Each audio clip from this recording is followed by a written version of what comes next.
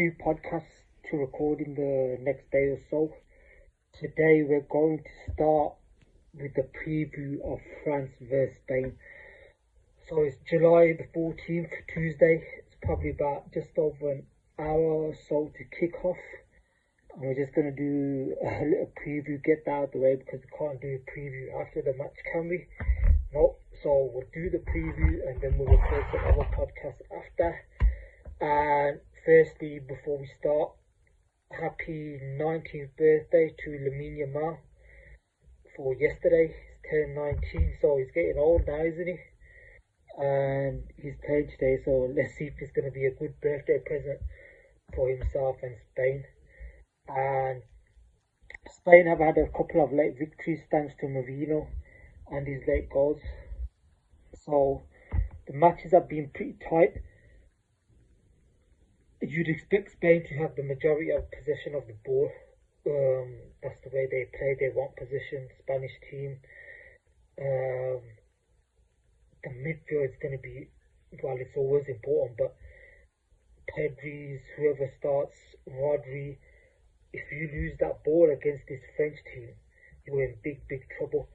So you're going to have to be even more careful with your passing or at a higher level for this game, because the France attack affects the way other teams play against them as well, and the way they attack and stuff like that, because how fast can Mbappe get from one side to the other? So you make one mistake and your defense is under pressure straight away. Kubasi, Spain, they kind of know they've played against Mbappe, high line and stuff like that, so they have got a bit of experience with it. But the way that they have, especially Mbappe's been fighting this World Cup, you don't want to give them, you want to limit as much chances as possible, and even if you do that, the individuals can do something out of nothing anyway. So just having a little think about on that side, you don't really want Yamal defending too much either, and plus I don't think he's 100% fit. He was coming into the tournament with an injury, and I don't think he's been 100% anyway.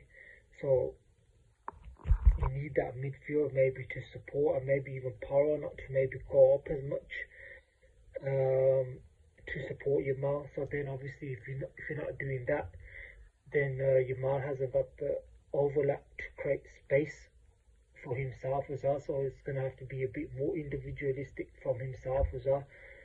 And I don't think Spain have, when you watch Spain, even the Portugal match, and obviously when you get to this stage of tournaments, there's probably less risk involved because obviously you're so close to the final.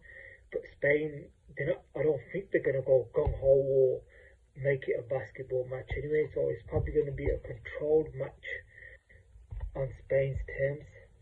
And the problem that you have is that France remind me a bit, there's certain teams that remind me of like Real Madrid when they were at the pump, whereas you could just be playing great for 80 minutes of the match, or they could be playing terrible and within 5 minutes they could score 2-3 goals just out of magic. So that's a bit like the France team. You can be dominating them, playing better than them or whatever, but just the pace, the individual pace and skill up top, even with the subs, they can just change a match in a matter of seconds. The momentum of a match. Yamal in the previous match, as I was pointing to him, he had a few flashes, but in the second half, it's a bit disappointing as well. Belgium put that left back on, and you think he can do the Yamal pretty well. And it was something that I started thinking to myself about in terms of quality and decision making. What's the most important? Because you've got a player like Yamal who's got the quality, obviously, but sorry about that, just a dumber. Yamal's got the quality, but some of the decisions that he just seemed to be making weren't the right ones. So that's something maybe for another podcast in terms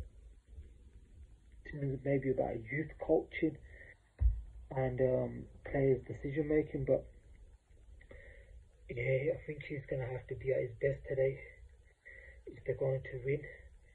And it's a tough match to predict, to be fair. But like I said, France just simply just because of their strikers, and you'd say that they may be favourites.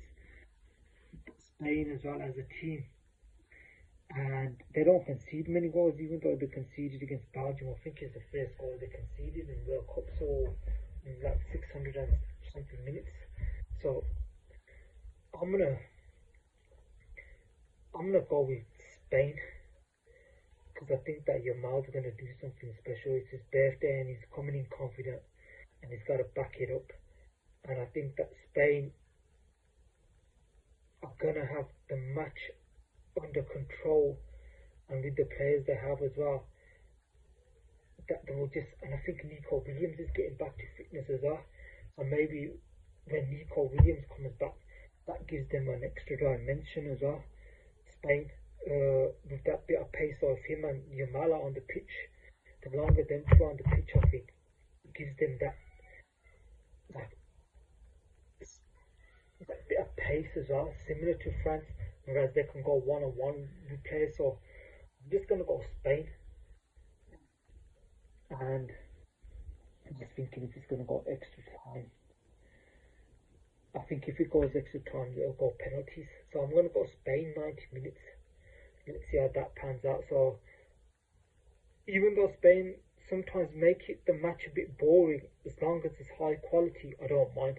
I can watch that because you've got players on both sides, the individual quality that even if the match is not a great exciting watch, people can produce a certain amount of quality at any point of the match. So my prediction is Spain, and we'll see how that goes, and then we'll do another one tomorrow, preview of the England vs Argentina match.